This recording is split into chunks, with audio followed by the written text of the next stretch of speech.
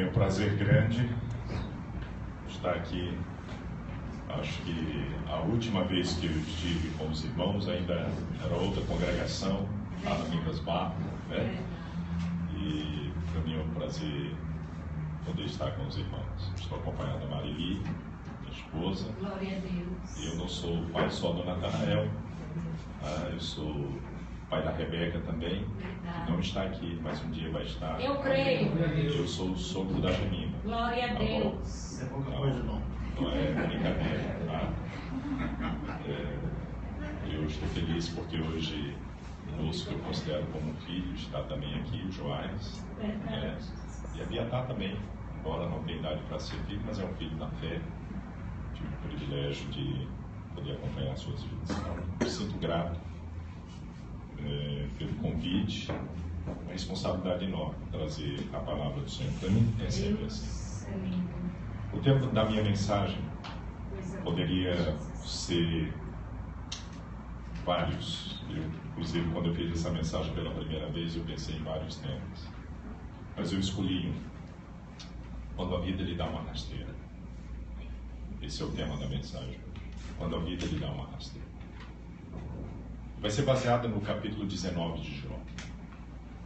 Deixe sua Bíblia aberta, porque nós vamos ter daqui a pouco. Mas todos nós, vez ou outra na vida, nós passamos um momento assim que sentimos que a vida deu uma rasteira na gente. E o que eu vou fazer? Você já não teve esse sentimento? Há 31 anos a vida me deu uma rasteira. Depois do Dia das Mães, Marili estava grávida e começou a passar mal. E nós procuramos os médicos, eu sem condição financeira, não tinha médico para procurar, uma fila do INSS só daqui a 28 dias para ela ser atendida. Mas pela graça de Deus fomos a uma clínica famosa em Manaus, a Clínica Adventista. Mas ali diante daquele médico, a vida me deu uma rasteira. Nós recebemos a notícia de que o filho que nós esperávamos e sonhávamos estava morto, porque a Maria precisava fazer uma coletagem. E eu que estava agora sem dinheiro, porque alguém tinha pago para nós irmos àquela consulta, o que eu vou fazer? E o médico disse, tem que ser urgente, porque sua esposa corre risco de vida. O que fazer? O que fazer? Esta mensagem é fruto de uma experiência que eu passei em 2014. Era o início do ano e eu orava. Eu tinha escolhido o livro de Marcos para ser o livro que eu ia meditar durante o ano. Dia 4 de janeiro, eu ia pregar no domingo pela manhã. Mas, por volta da meia-noite, eu recebo um telefonema. E aquela foi uma noite de terror para mim. Eu quase perdi minha filha. Mas, janeiro de 2014 foi um dos meses que nós mais choramos como marido e mulher. E eu senti de novo a vida me dando uma rasteira. O que fazer? Aí fui convidado para pregar em Manaus. E pregando ali a minha cidade. E eu sempre, por onde eu passo, eu peço oração pela Rebeca. Estou pedindo aqui, porque um dia eu voltarei para agradecer a resposta da oração. E eu pedia naquele culto, contando das lutas que eu estava já há 6 anos passando com ela, que tendo sido criada no Evangelho agora estava longe de Deus. Falei da minha dor, daquela experiência de janeiro.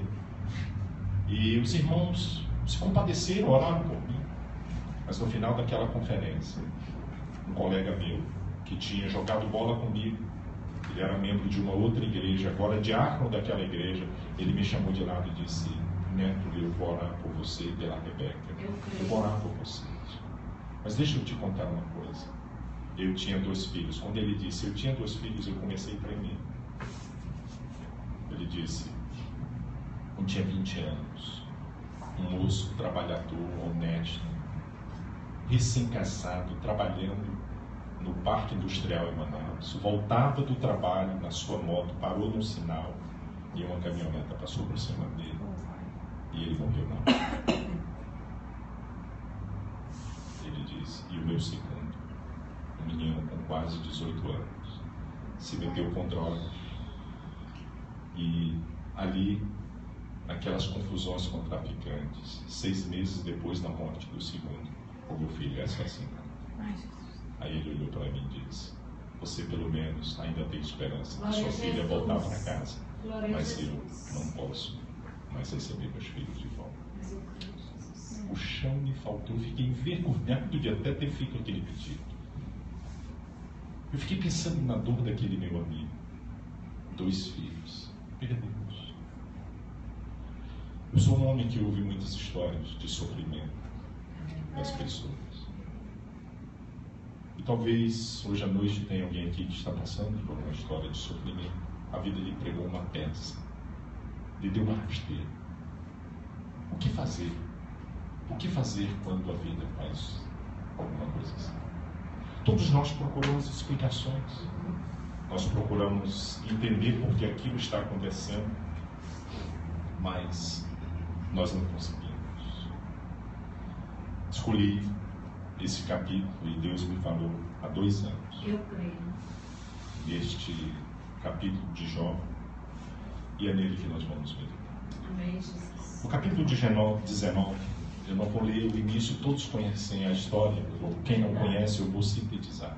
Jó é um homem piedoso, temente a Deus, um homem íntegro, um homem honesto, um homem que era muito abençoado por Deus, tinha 10 filhos, filhos que ele também possivelmente temia a Deus. Jó orava por eles, fazia orações por eles, oferecia sacrifício, porque seus filhos reuniam em família, tinham um bom clima em família. Ele era um homem muito rico. E Jó, no mesmo dia, ele perde tudo. Ele perde seus bens todos, perde seus filhos. E logo depois ele perde sua saúde. E nós entendemos que o que estava por trás da história foi a situação que havia uma batalha entre Deus e o diabo, vamos colocar assim, para testar a vida de Jó. E Jó perdeu tudo, perdeu sua saúde. E é nesse estado que ele escreve esse capítulo. Eu quero ler e animo você a depois ler esse livro para ajudar na sua vida. Então respondeu Jó: até quando afligireis a minha alma e me quebrantareis com palavras? Já 10 vezes me vituperastes e não vos envergonhais de injuriar. Embora haja eu na verdade errado, comigo ficará o meu erro. Se quereis engrandecer-vos contra mim e me arguís pelo meu opróbrio, sabei agora que Deus é quem me oprimiu e com sua rede me cercou. Eis que clamo violência, mas não sou ouvido. Grito socorro, porém não há justiça. O meu caminho ele fechou e não posso passar. E nas minhas veredas pôs trevas. Da minha honra me despojou e tirou-me da cabeça a coroa. Arruinou-me de todos os lados e eu me vou.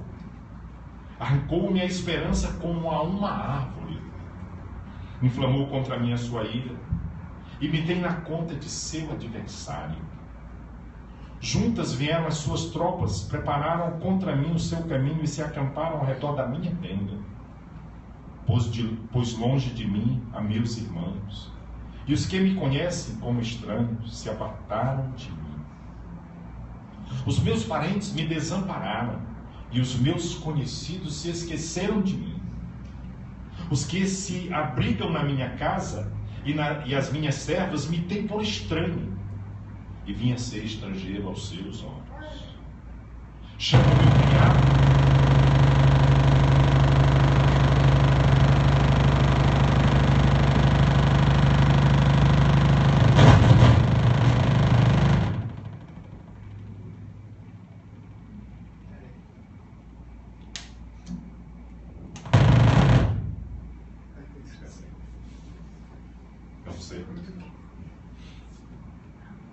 Chamo o meu criado e ele não me responde. Tenho de suplicar-lhe eu mesmo. O meu hálito é intolerável à minha mulher. E pelo mau cheiro sou repugnante aos filhos da minha mãe. Até as crianças me desprezam. E querendo eu levantar-me, zombam de mim. Todos os meus amigos íntimos me abominam, e até os que eu amava se tornaram contra mim. Os meus ossos se apegam à minha pele e à minha carne, e salvei-me só com a pele dos meus dentes. Compadecei-vos de mim, amigos meus. Compadecei-vos de mim, porque a mão de Deus me atingiu. Por que me perseguis como Deus me persegue, e não cessais de devorar a minha carne? Preste atenção agora. Quem me dera, fossem agora escritas as minhas palavras. Quem me dera fossem gravadas em livro, que com pena de ferro e com chumbo, para sempre, fossem esculpidas na rocha. Porque eu sei Aleluia. que o meu Redentor vive, Glória a Deus. e por fim se levantará sobre a terra. Glória a Deus. Depois, revestido este meu corpo, da minha pele, em minha carne verei a Deus, vê-lo-ei por mim mesmo. Os meus olhos o verão, e não outros. De saudade me desfalece o coração dentro de mim. Se disserdes como o perseguiremos, e a causa deste mal se acha nele, temei, pois, a espada, porque tais acusações merecem o seu furor, para saberes que há um juízo. Este é juízo. Verdade. Esta é a situação. Que descrição? Você já tinha visto essa descrição? É por isso que a gente diz no popular, quando alguém está sofrendo muito ou passou por um sofrimento muito severo, que fulano está sofrendo como Jó. Mas fulano é pobre como Jó, sofre como Jó. Mas o ditado para falar o sujeito pobre como Jó. Na realidade, Jó era um homem muito. Jó tinha todas as coisas, mas agora ele perdeu tudo. E é essa descrição, é isso que ele diz nesse capítulo 19, falando da sua situação. Dores físicas, dores emocionais, dores espirituais, perdas físicas, perdas até morais, falsas acusações, perdas espirituais, sentindo até o abandono de Deus. O que fazer? O que fazer quando a vida lhe dá uma peça assim?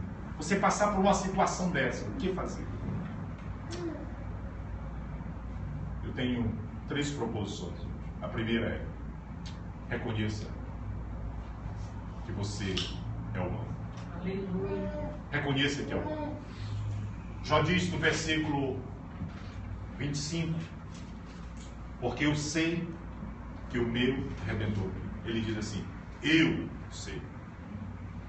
Grave só este pronome pessoal, eu. Pronome pessoal da primeira pessoa singular, não é isso? Os professores de português aí, de plantão. Esse é um pronome para descrever seres que podem ter relação com o outro. Seres pessoais. Por isso é um pronome pessoal. É ser que tem existência. E Jó diz, eu. O eu descrevia. Quem fala aqui é Jó, não é outro. Aleluia. É ele que está dizendo aqui, eu sou esse homem. É ele que diz isso aqui no início do capítulo, que ele começa a dizer, até quando vocês vão me afligir? É o mesmo que diz, eu sei. Quem é ele? É um cidadão da cidade de Uz. Você pode ver isso no capítulo 1 e 2. Casado, pai de 10 filhos, grande proprietário de terra, o maior da sua região, senhor de escravos, um grande investidor, um homem respeitado pelos moradores de sua cidade e região, não só pelos bens que possuía, mas pela bondade que manifestava no trato com os outros seres humanos. Leia o capítulo 2, 3. Um pai preocupado com o bem-estar espiritual dos seus filhos. Capítulo 1, versículo 5. Um homem espiritual, não religioso apenas, mas um homem espiritual. Fazia seu culto, entregava suas ofertas, mesmo que ninguém estivesse vendo. Ele poderia ser descrito então como um cidadão nota 100. Esse era Jó. Esse era Jó. É assim que ele era visto na história, é assim que ele é descrito. Mas nossa identidade nós ganhamos não só pelo que nós achamos de nós, ou pelo que é descrito de nós. Nós ganhamos também a nossa identidade por aquilo que Deus pensa. E como é que Deus olha Jó? Capítulo 1, versículo 8, capítulo 2, versículo 4, Deus diz claramente que Jó é um incomparável. Ele é íntegro, ele é reto, ele é temente a Deus e se desvia do mal. Meu amado, que coisa. Eu quero Jesus. É fantástico. Essa é a descrição. É assim que Deus olha Jó. É assim que Deus olha. Mas eu quero que você saiba do seguinte, que também nós somos aquilo que o mundo espiritual pensa de nós. O que o diabo pensa de nós. O diabo é mentiroso. Ele muitas vezes diz que nós somos o que não somos. E que não somos o que somos. Veja só. No capítulo 1, versículo 9, para Satanás, Jó é o queridinho de Deus, que só serve a Deus porque Deus não lhe deixa passar por dor e sofrimento. Que só tem as coisas que tem porque Deus o abençoou e colocou uma cerca de proteção.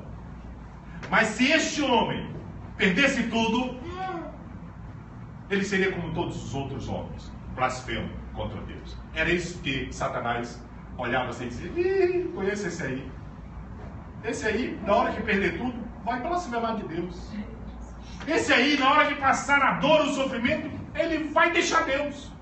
Isso aí é um queridinho, é um filho mimado, mas logo vai se revelar quem ele é. Nossa identidade também é pelo que os amigos nos descrevem.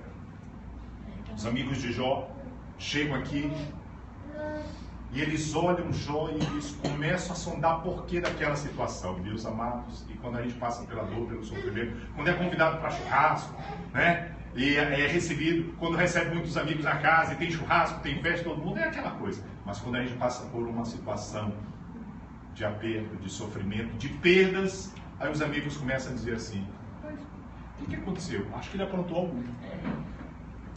E os amigos de Jó disseram isso para ele: confessa logo o teu pecado. Jó, você está assim. É certo que os amigos não foram de todo errado, não, viu? Eles ficaram do lado de Jó, ficaram em silêncio, mas quando abriram a boca, o negócio foi feio. Por isso que Jó diz assim: até quando vocês vão me vituperar? Por que vocês estão fazendo isso? Por que vocês estão me injuriando? Se tem alguma coisa errada aqui, é comigo e Deus. Não é comigo e Deus. Mas os seus amigos o descreveram assim como alguém que agora se revelou que é Jó. Olha aí, está passando pelo que passou porque aprontou. A gente não tem no texto como os parentes o descreviam, mas a gente tem a descrição da mulher. A mulher que ficou ao seu lado o descreve como um fanático. Ela diz assim: abandona logo este Deus e morre. Era assim, ela não via como um homem espiritual, não via como um homem íntimo de Deus, ela via como aquele que deveria logo parar com aquele fanatismo. Como é que Jó se descrevia nesse momento? Esse homem que diz eu, como é que ele se descrevia? Nesse momento, Jó era um ser humano em profunda dor e sofrimento, cheio de angústia, como mordomo dos bens que tinha, ele podia dizer: o Senhor deu, o Senhor tomou, mas ele tinha perdido. Ele se via como um homem que pode receber todo o bem quanto o mal da parte de Deus. Ele pode dizer assim: o Senhor deu, o Senhor tirou. Bendito seja o nome do Senhor. Glória a Deus. Ele era um homem que se via acossado por Deus, pelos amigos e por todos que o conheciam. Era um homem em crise. Capítulo 3, versículo 3, ele amaldiçoou o dia que nasceu. Ele estava em crise. Ele era um homem confuso e com medo. Capítulo 3, versículos 25 e 26, fala desse Jó, confuso e com medo. Um homem que não se contenta com respostas prontas. Seus amigos dizem: a situação é por conta disso. E ele diz assim: mas peraí. Os amigos começam a acusá-lo e ele sempre tem uma argumentação contra, que põe por terra os argumentos dos amigos. Leia os capítulos 5 e 6. E aqui, neste livro, ele é um homem disposto a contender com Deus. Se você ler o livro todo, no final do livro, antes capítulo 42. Jó contende com Deus e Deus diz assim: muito bem, Jó. Aleluia. Onde é que tu estavas? Aí Deus começa a fazer perguntas a Jó. E eu vou lhe dar uma dica. Do 38 até o 41, Deus faz 72 perguntas a Jó. 72 perguntas só para colocar Jó no seu lugar, fazer Jó refletir que aqui está o soberano Senhor de toda a terra, cuidando de todas as coisas, que não fugiu ao controle. Mas Jó entrou nessa crise. Meu amado, para um pouquinho. Não tem ser humano vivo que possa dizer que a vida foi só alegria e vamos pagar bem. Verdade, Jesus. A vida também é dor e sofrimento. É verdade.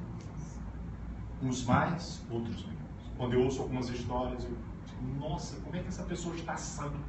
Como é que está mantendo ainda o juízo, como a gente diz? Todos nós passamos por dor e sofrimento, e para alguns de nós, uma coisa para outro aparentemente pequena é muito forte. A minha pergunta hoje, será que hoje tem alguém aqui que está passando por uma dor e sofrimento? Está numa crise como Jó, que se descreve, então, nesta hora, como ser em crise? Nessa hora você precisa reconhecer que é humano. Aleluia. E Jó era um ser humano como outros seres humanos. Quais são as implicações disso? A humanidade traz uma série de implicações. Entre elas, nós não sabemos a razão de todas as coisas. Nós não sabemos a razão de todas as coisas. Nós não temos o controle de nada e de ninguém. Nós não temos o controle de nenhuma circunstância, nós não temos o controle da vida do filho, da mulher, do pai, do irmão. Não temos. Nós, como seres humanos, vivendo nessa vida, estamos à mercê dos eventos dessa vida. Todos eles. A fome, o sono, o cansaço, as doenças, as forças da natureza, tempestades, vulcões, trovões, relâmpagos, geadas, inundações, falta d'água, os incêndios. Estamos sujeitos. Estamos sujeitos aos percalços da vida, os assaltos, os acidentes no trânsito, a bala perdida. Estamos sujeitos. Verdade. Sofremos todas as consequências de se viver um país como o nosso, nesse atual momento, porque somos seres humanos. E quais são as coisas? Injustiça social, 11 milhões de desempregados, situação de pobreza, insegurança, situação nos hospitais, na saúde pública, um caos, as escolas, a educação depauperada. Meu Deus do céu, é essa a realidade. Nós somos seres humanos e somos brasileiros vivendo nesse país, então sofremos as consequências. Todos sofremos. Verdade, Jesus. Nós sofremos as consequências de termos nascido na família que nascemos, de termos tido o pai e a mãe que tivemos, para o bem ou para o mal, os irmãos que tivemos e as coisas que aconteceram em nossas vidas. Sofremos porque somos humanos.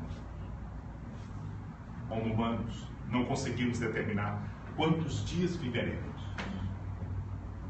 Não sabemos o dia da nossa morte. Estas são algumas das implicações de sermos humanos. Mas nós precisamos entender também que é uma beleza enorme em ser humano. Simplesmente humano. Em João 1,14 diz assim: que o Verbo se fez carne e habitou entre nós, cheio de graça e de verdade, e vimos a sua glória, glória como do unigênito. Eu gosto desse versículo, e esse versículo me marcou muito a vida, refletindo. E eu fiquei pensando uma vez, várias vezes, por que o Verbo se fez carne? Deus poderia salvar os homens, não poderia sem a cruz? Poderia, ele é soberano. Verdade. Jesus não precisaria ter ido à cruz, sofreu o que sofreu. Não precisaria. Deus é soberano, ele pode fazer todas as coisas. Por que Jesus então se fez humano? Por que o Verbo se fez carne? Por que a humanidade se fez necessária? a humanidade se fez necessária exatamente para nós entendermos que todos os seres humanos, a humanidade de Jesus se fez necessária para nós entendermos que todos os seres humanos, ou qualquer ser humano, pode viver o que Jesus viveu, mas viver também na dependência de Deus. Glória a Deus. O que Jesus passou na sua humanidade? Você já parou para pensar o que Jesus passou na sua humanidade? Ele experimentou todas as crises sociopolíticas do seu dia. Jesus passou por todas estas coisas. Você imagina Jesus nos dias em que ele nasceu, passando por toda aquela situação que ele passou? Diz assim: no 10º ano do reinado de Tibério César, sendo Pôncio Pilatos governador da Judéia, Herodes tetrarca da Galileia, seu irmão Filipe tetrarca da região da Itureia, sendo sumos sacerdotes Anás e Caifás, veio a palavra de Deus a João, filho de Zacarias. É nesse contexto que Jesus vivia. Essa descrição aqui, depois você vai ver o que quer dizer, porque Lucas colocou aqui essa descrição desse momento. Esse é o momento político, social, econômico dos dias de Jesus, religioso. Em Israel só podia haver um sacerdote, eu não era o sumo sacerdote, mas o descaso estava tão grande, a coisa estava tão feia que tinha dois. Tinha dois, que era para conformar os partidos religiosos. Aqueles eram dias terríveis. E Jesus viveu esses dias. Jesus experimentou os lutos muitas vezes. Verdade. Possivelmente viu a morte de seus tios, Isabel e Zacarias. Possivelmente.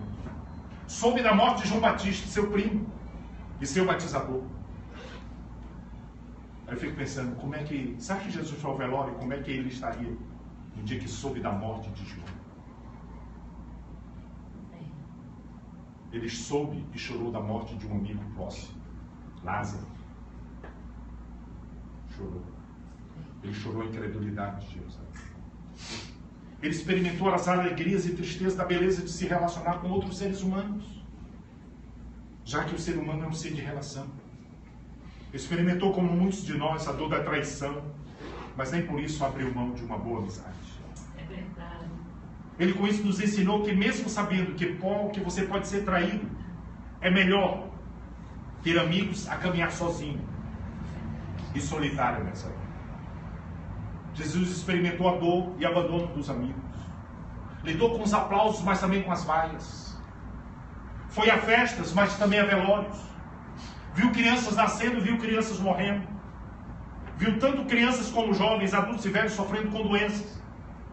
Viu outros chorarem a dor da perda, seu luto e tristeza, tal como aquela viúva lá na cidade de Naim. Viu muita injustiça social. Experimentou a fome, o sono, o cansaço. Passou por angústias terríveis. Teve uma noite mal dormida ou uma noite não dormida no jardim do Getsemane. A noite no Getsemane, para ele, foi essa dor, a noite da dor, da agonia. Mas foi humano e plenamente humano, para poder ser o fiel sumo sacerdote. Aleluia. E assim se compadecer daqueles que sofrem e são tentados. Hebreus capítulo 1. Foi para isso. Glória a Deus. Foi para isso. Talvez você está passando por uma dor, um sofrimento, a vida lhe deu uma rasteira e você quer entender as coisas e quer controlar as coisas. Você não vai conseguir. É hora de dizer assim: eu sou. O meu fiel sumo sacerdote, que também foi humano, plenamente humano, viveu nesta vida. Ele sabe que eu estou sofrendo e ele pode me socorrer. Glória a Deus. O meu fiel sumo sacerdote passou por todas as coisas, foi tentado em todas elas, mas em nenhuma pecou. Ele foi dependente de Deus. Eu posso ser. Ele dependia do Pai. É nessa hora da perda, da dor, quando a vida nos pregar uma prece. Quando o sofrimento for inexplicável, lembremos que isso se dá por seres humanos, vivendo as consequências do pecado. Isso era Jó. Eu, disse ele. Eu.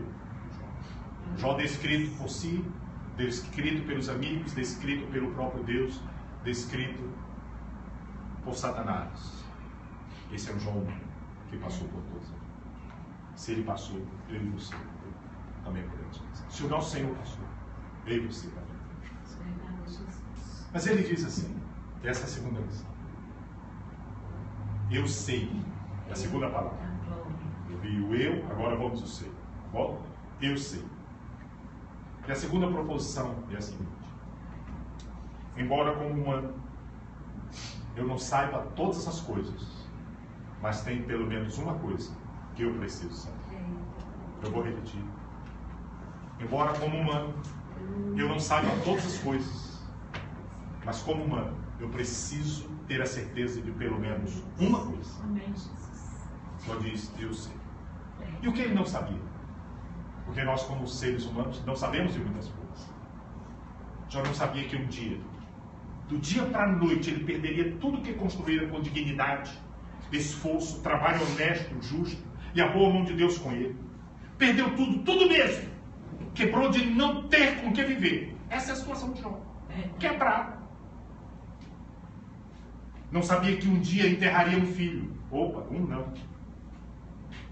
Os 10. Numa só oportunidade. O nome para o filho que perde os pais é órfão. E o nome do pai que perde o filho, que é? Não tem nome. Porque a dor é tão grande. Não tem uma palavra. E Jó perde 10. 10. Talvez esperasse, como muitos de nós pais esperamos, que os filhos nos enterrem. Mas para Jó, ele teve que enterrar. Ele não sabia que tinha amigos que poderiam ficar ao seu lado, mesmo ele perdendo tudo, mas que esses amigos o acusariam de pecado e de ter blasfemado contra Deus. Ele não sabia disso. Ele não sabia muita coisa sobre a vida e as circunstâncias complicadas que ele sobrevém. É tanto que ele não sabia que numa conversa com Deus lhe faz 72 perguntas e ele não tinha resposta certa para nenhuma delas. Ele não sabia, era apenas um conhecedor teórico de Deus. E que um dia ele poderia conhecê-lo de fato, vendo capítulo 42, versículo 5. Ele não sabia que podemos viver nesse mundo sem respostas prontas. Ele estava acostumado a ter respostas prontas. Ele não sabia que o conhecimento teórico de Deus não alimenta devidamente a alma, mas que somente quando caminhamos com Ele, no vale árido e difícil, é que a alma pode ser nutrida e fortalecida. E essa circunstância eu sei. Ele disse, eu sei. Deixa eu dizer uma coisa, nós sabemos de muitas coisas. Jamais teremos o conhecimento de tudo. Não temos. Não conseguiremos ter o conhecimento pleno e total das circunstâncias da vida. Não temos. Partiremos dessa vida com mais questões a serem respondidas do que com respostas prontas. É verdade ou não é? Eu tenho um bocado. Deus ainda não me deu as respostas. Não sei se do outro lado eu vou fazer as perguntas e dizer, Deus, agora me explica. Eu particularmente acredito que quando chegar lá, eu já teria a mente de Cristo e já teria as respostas. Eu não precisarei fazer perguntas. Mas enquanto nesta vida, eu vou caminhar sem respostas a muitas das minhas perguntas. Nós não sabemos de todas as coisas, mas precisamos saber de pelo menos uma coisa. Porque quem vive sem saber essa coisa, que Jó disse que ele sabe, vive sem sentido de vida.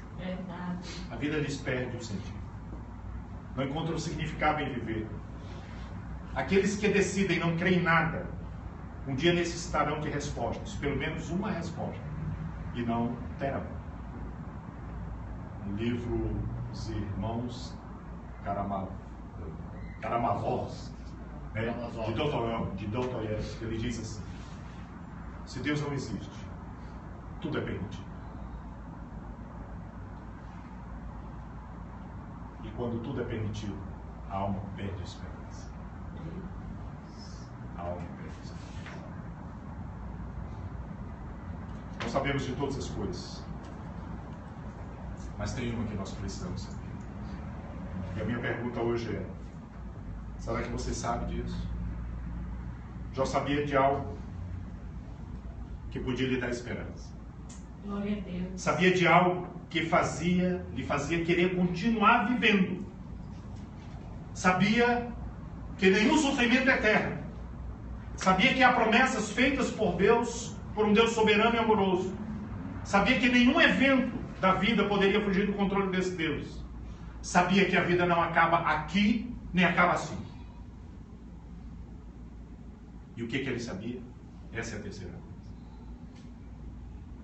Os seres humanos não vão saber tudo, mas precisamos saber pelo menos uma coisa.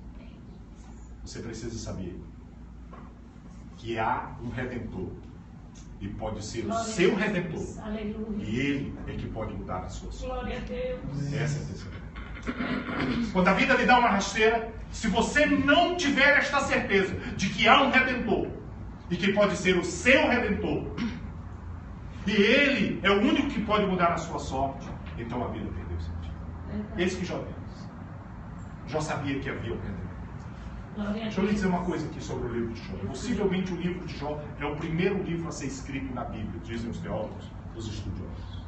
A primeira história da Bíblia, tá? O primeiro livro escrito é o livro de Jó, é a história de Jó. No livro de Jó, ou durante a época de Jó, não havia uma teologia. Não havia uma teologia propriamente dita, no sentido de entendermos preceitos em relação ao futuro. Mas é nessa época que Jó, e é a primeira vez na Bíblia que a gente tem a ideia do Redentor. Jó vivendo aquilo tudo, ele diz assim: eu sei que o meu Redentor vive. A ideia de um Redentor. Obrigada, Jesus. No coração do livro de Jó surge essa afirmação ressonante: o meu Redentor. Glória a Deus. Eu sei que o meu Redentor. Em Israel, a ideia de Redentor vem exatamente na lei, para ajudar principalmente o órfão e a viúva. Quando uma pessoa perdia tudo, perdia seus familiares, ele precisava de um parente resgatador, um Redentor, que podia vir ao seu socorro e ajudá-lo a mudar a sua sorte. Lembram de Noemi, esposa de Elimeleque? Noemi, esposa de Elimeleque, com seus 2 filhos. Eles vão, porque em Israel havia fome, eles se mudam, vão para Moabe. Chegando ali, os filhos se casam com moabitas, mas morreu Elimeleque e morreu os seus 2 filhos. Aquela mulher ficou sozinha e disse para as noras: fiquem aí que eu vou voltar para a minha terra, porque eu vi o que Deus tinha celebrado de Israel. Ela volta, Ruth fica com ela, e a gente conhece a história, que ela orienta a Ruth a ir ceifar no campo de um homem chamado Boaz. Boaz era da família de Elimeleque. E Boaz se torna o parente resgatador. Ele vai na presença do juiz, na porta da cidade, e ele compra o direito de cuidar de Noemi e de sua nora, agora também viúva. E Deus muda a sorte de Noemi. Glória a Deus. Preste atenção. Quem é Ruth? É uma moabita, não é do povo de Israel. Não era recomendável nem um israelita se casar com uma. Não era. Mas Ruth está na genealogia de Jesus. Verdade. Porque Boaz é o bisavô de Davi. É o bisavô do rei Davi, de onde veio o nosso Redentor. Aleluia. Um homem que muda a sorte de uma viúva ou de 2 viúvas, o resgatador. Essa é a ideia. A palavra Redentor quer dizer aquele que livra da escravidão, das aflições. A palavra redimir quer dizer resgatar pagando um preço. E a Bíblia diz que Cristo é ao mesmo tempo o nosso Redentor e o preço do nosso resgate. Glória a Deus. O Redentor é então alguém que sofria para poder ver o bem do outro. Ele pagava o preço. E em Efésios capítulo 1 e 7, Colossenses 13 e 14, diz que no qual nós temos a redenção. Em Jesus nós temos a redenção. A redenção de Deus. Glória a Deus. No livro de Jó, quando nenhuma teologia está estabelecida, ele olha além desta vida e diz assim: o meu Redentor vive. Glória a Deus. O meu Redentor. Obrigada, Redentor. Aqui não se tratava de um Redentor meramente humano, e que também experimentaria a morte sem poder fazer nada contra ela. Jorge não está falando de um Boaz na sua vida. Ele não está falando de um amigo que agora dizia assim: eu estou olhando a tua situação, eu vou ser o teu resgatador. Qual é a tua dívida? Eu vou pagar. Não, ele não está olhando. Ele olha além. Ele olha além desta vida. Glória a Deus. Ele olha um Redentor vivo. Um Redentor que não morre. Essa é a ideia. O meu Redentor vive. Esse meu Redentor não morre. Como Redentor, ele pode dar vida a todos os que estão mortos. Como Redentor vivo, ele triunfou sobre a morte e o inferno. E ele pode dar vitória final a todos que neles creem. Como Redentor vivo, ele, somente ele pode salvar. De quem nós estamos falando? Ele é Jesus. Amém. Porque não há salvação em nenhum outro, porque abaixo do céu não existe nenhum outro nome dado entre os homens pelo qual importa que sejamos salvos. Aleluia. Essa é a palavra dos apóstolos em Atos 5 e 24. Esse é Jesus, o Redentor. Glória a Deus. E João olha para esse Redentor. É para ele que ele olha. O Redentor que vai mudar a sua sorte. Vai mudar a sua sorte no pós-vida. Ele tem uma esperança pós-vida. Ele não está dizendo assim: me cura agora de tudo, não. Me traz de volta os bens. Ele não ora por isso. Ele diz assim: eu sei para onde eu vou. Aleluia. Porque o meu Redentor. Glória a Deus. Não é isso que ele diz? Porque eu sei que o meu Redentor vive e por fim se levantará sobre a terra. Glória a Deus. E depois revestir este meu corpo da minha pele. Na minha carne verei a Deus, ver-o-ei por mim mesmo. Os meus olhos o verão, de saudade desfalece o espírito dele. Você tem um Redentor? Aleluia. Você pode dizer: ele é o meu Redentor? Oh, Deus. Deixa eu dizer uma coisa: conhecer e saber que Jesus é o Redentor, resgatar o homem do seu pecado. Ele é o único que pode salvar o homem. Ele é o único que pode dar sentido de vida ao homem. Jesus é o... Aprenda com Jó. Jesus não pode ser apenas o meu Redentor. O meu Redentor pode ser o seu, Glória a Deus. mas ele é meu. Glória a Deus, Jesus. Ele é meu. Ele é meu porque eu já reconheci que ele é o meu. Sem ele, minha vida não tem sentido. Ele é meu porque eu já reconheci que, como pecador, eu sou longe de Deus e somente ele pode salvar. Ele é meu. E a minha pergunta hoje é: faz sentido e seja mudado? Quem sabe era isso que Jó queria dizer aos seus amigos. Mas eu acredito num ser que vive. Um ser que está acima de todas as circunstâncias. Um ser que pode salvar e mudar o quadro de tristeza e trazer alegria. Eu creio. Ele pode mudar a falta de esperança em esperar de um novo dia e um novo amanhã. Esse é o meu Redentor. Eu não sei se ele é de vocês, mas ele é o meu Redentor. E sabe quando é que Jó diz isso? Quando a sua situação era a pior possível. Ele não disse quando está possível, mas quando ele tem perdido. E se era isso que Jó queria dizer, se foi, ele fez com destreza.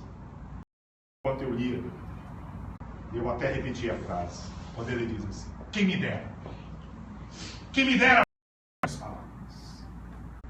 Quem me dera fossem gravadas em livros? Quem me...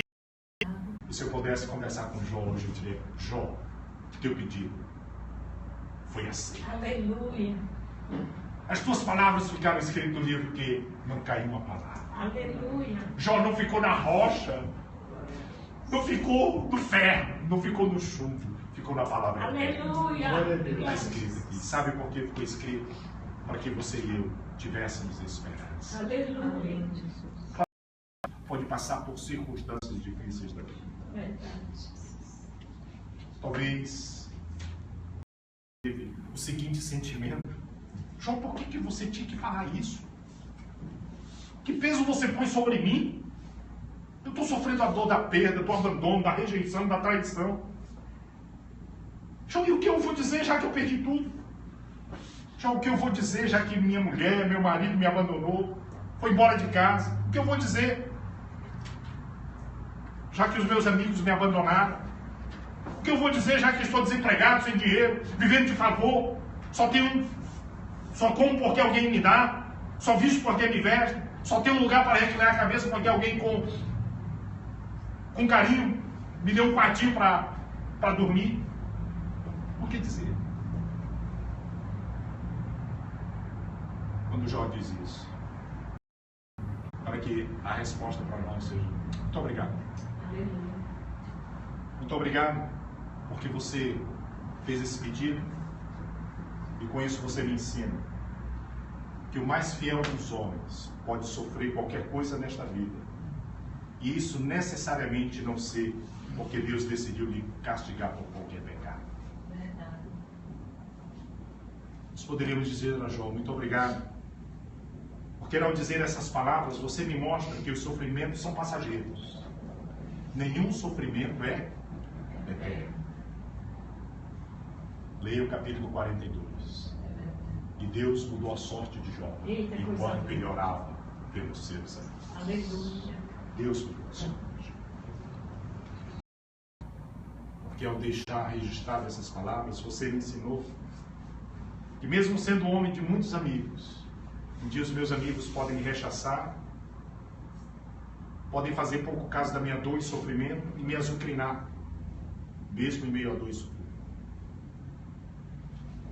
Muito obrigado, porque com estas palavras você me ensina, você me ensinou que a vida não se resume a esta vida, porque há uma vida além desta vida. Que essa minha carne não tem valor nessa outra vida. Glória a Deus. Muito obrigado, Jó, porque você me ensinou que eu não posso resgatar a mim mesmo, nem mudar a minha sorte, mas eu posso olhar para o Redentor que vive. Aleluia. E manter a esperança. Glória a Deus. E aquelas coisas que o dinheiro não pode comprar, como saúde, paz de espírito, o Redentor pode me dar. Glória a E eu Jesus. posso dizer como ele, porque eu sei que o meu Redentor vive. Aleluia. O meu Redentor. Amém, Jesus. Amém. Você está passando por uma dor, por um sofrimento? Seu dia de também dizer: o meu Redentor. Glória a O Deus. meu Redentor. Não conseguiu a música? Vai sair? Quando eu passava a minha dor em janeiro de 2014, eu parei em Mossoró. Maria e Rebeca saíram do carro, foram comprar um lanche, eu fiquei no carro e tocou esta canção. E eu repeti. E eu agradeci a Deus. Aleluia. Porque naquela hora o Espírito de Deus estava falando. Eu queria que você entendesse. É tão bom de viver numa relação. No meio da dor, do sofrimento, Jó continuar. Não tem problema. A música é exatamente baseada neste versículo, Jó 19:25. A música diz assim: quem é que diz para o sol pela manhã aparecer? Quem é que diz para a lua é noite? Vá só até aqui. Quem é que diz? Este Deus que diz todas estas coisas é o meu Redentor que vive. Glória a Deus. Ele está vivo, Ele está vivo e Ele voltará. Glória a Não tem essas Deus. Amém, Jesus. É muito difícil trazer palavra de conforto para quem sofre. Às vezes é melhor ficar calado. Mas a ideia dessa mensagem hoje à noite é essa. Não sair daqui sofrendo por sofrer. Às vezes você vai ter mais perguntas do que respostas. É que o seu Redentor. Amém. O seu Redentor. Glória a Deus. Vamos orar. Obrigado, Pai, por esta noite. Sim, Jesus. Que a tua palavra encontre lugar em nossos corações. Sim, meu Deus. Que aquele que neste lugar se encontrando em dor, em sofrimento, Espírito Santo. possa olhar para o Senhor e possa manter a sua esperança no Redentor. Espírito Santo. Possa ter a sua fé renovada, Aleluia. possa ter o seu ânimo Sim. fortalecido e Jesus. continuar confiando em Deus. Nós clamamos por pessoas que estão doentes. Espírito. Nós clamamos que o Senhor, também nós submetemos a nossa vontade à tua vontade. Deus, neste lugar, tem pais que estão sofrendo por conta dos filhos. Esperança esses pais. Deus, possivelmente, neste lugar, tem uma esposa, uma situação em casa com a esposa, com os filhos. Eu te peço, no nome de Jesus, que o Senhor também enche o coração do meu irmão, da minha irmã. Tem um homem, uma mulher, que está passando por situações difíceis, economicamente falando, financeiramente falando. Eu te peço no nome de Jesus que o Senhor intervenha de forma poderosa e enche o coração do meu irmão, o seu Redentor é vivo. Sim, meu Deus. Senhor, talvez neste lugar tenha pessoas que tenham sido abaladas na sua fé, na sua confiança no Senhor, na tua palavra. Eu te peço no nome de Jesus que hoje tenha a sua fé renovada pela Em palavra, nome de Jesus. que possa se voltar para o Senhor, possa se voltar para a tua Sim, palavra, meu continuar Deus. confiando no Redentor vivo Sim, e meu continuará esperando em ti. Esta é a minha oração, no nome de Jesus. Amém. Eu creio, Jesus.